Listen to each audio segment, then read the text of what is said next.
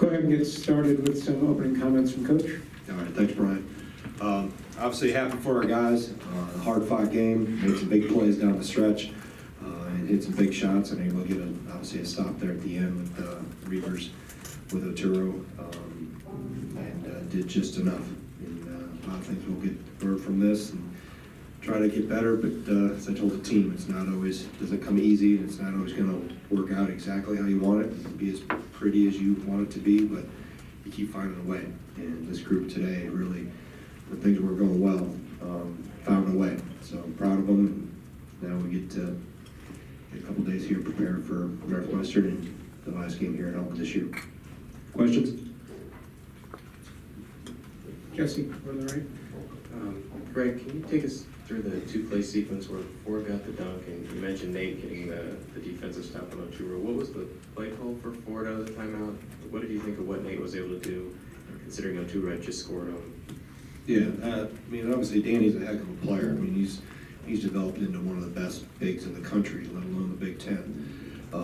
So we knew we were going to have our hands full because he's added so much to his game. And the perimeter shot, he didn't shoot any threes today, but his ability to step off and shoot it, and he puts you in, you can put it on the floor a little bit. Going back to the ball screen where Ford got the dunk, it's just a read off the ball screen. Credit to Trice to making the right read. Just reads what happens and who goes where with the screener, and then obviously we read what we do out of the corner spot, and then we're running some action where the ball's going to as well, over the right side. So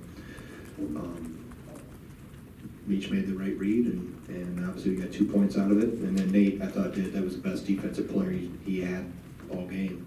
Was that strong chest up and forced Danny into a tough shot.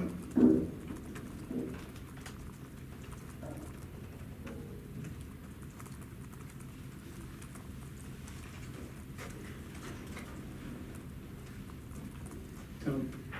Brown did some big shots down the stretch, got a big rebound, made some plays. What do you think of the way he played, and what kind of a leader on the floor, with his actions as much as anything? Yeah, he's done what a senior should do, and I haven't had to say one word to him about, you're coming down the stretch of your career.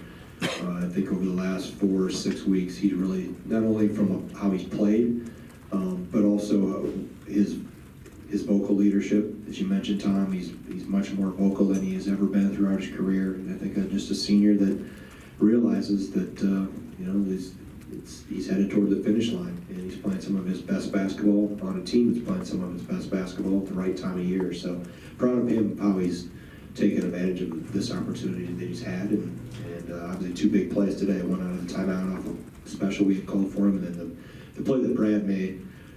I haven't seen it yet, but to be able to get the loose ball, and Lane tipped it out, and Brad sacrificed his body to be able to get it and throw it to Trice to hit Brevin in the corner for a 3 was a huge play. And that's a game-saving play right there that Brad made by sacrificing his body and not being afraid to stick his nose in. But get back to your point, Brevin's doing what seniors should do, and I'm happy for him. Jim. Greg, that play you just described, is that kind of the embodiment of what you're talking about, just finding a way to win? Like, it seemed like all 5 guys had a hand in that play that ends with a 3-pointer. Yeah, I mean, it's like I mentioned before, it's not always easy, and it's not maybe as you script it as you walk through a game, but you have to make those intangible type plays, and that was a part of it where that was an effort possession, and that was important. Obviously, it's huge because we were down at that point. They go the other way with it, which it was starting to break that way before we made the, Brad was able to secure that tipped out rebound. That's huge. You have to make, there's certain plays like that, 50-50 plays that you have to try to make. And sometimes they can tip the balance of the game. Greg, you've got a week left in the regular season here, 2 games, and a chance to potentially win the Big Ten. What do you think that says about your team, that they've even put themselves in this position given the things that have happened? Well, I think it's a credit to our guys. I mean, it's nowhere else do you look to than those guys in that locker room and what they've done and how they've unified and bonded together and played for each other, played for what's on the front of their jersey, and done it in such an unselfish manner that they don't care. I mean, I know who led us in scoring tonight, Brad. So, you know, in X number of games, we've had different league scores all the time, and I think that just shows you the, not only the uniqueness of this team, because we do it by committee, but also the unselfishness of this group. And, you know, they're sitting, you know, still with the shot, you know, with the chance to get a piece of this. So they've handled things in a very mature, appropriate way, and taken a walk through this season day by day, and have handled the challenges that have come at them, both internally and externally, in the right manner, and it's paid off. I mean, it's been a great life lesson experience for them, that if you stay true to who you are and stick together and help the guy to your right and your left, that a lot of good things can happen. And this group has gone through more than any team I've been around in 30 years, and I can't be more proud of what they've accomplished to this point. And the neat thing is they want more. You know, they're excited and preparing and already. How are we gonna play on Wednesday, and what do we got to do to get ready for Wednesday? They don't get caught up in the success they've had. They're hungry for more, and that's been the fun part and the neat part about these guys, to watch them kind of come together and have that mentality. Jim?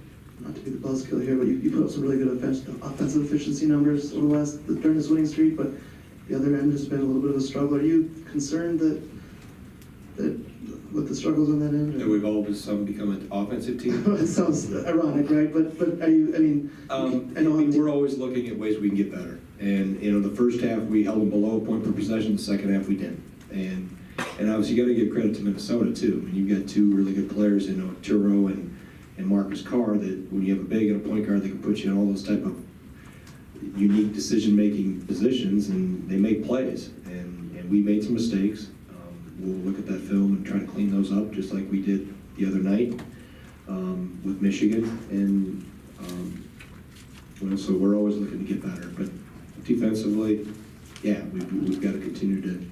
But I think there's also some credit goes to the guys in the other jerseys that are really competitive and trying to help their team win as well. Anything else for Coach?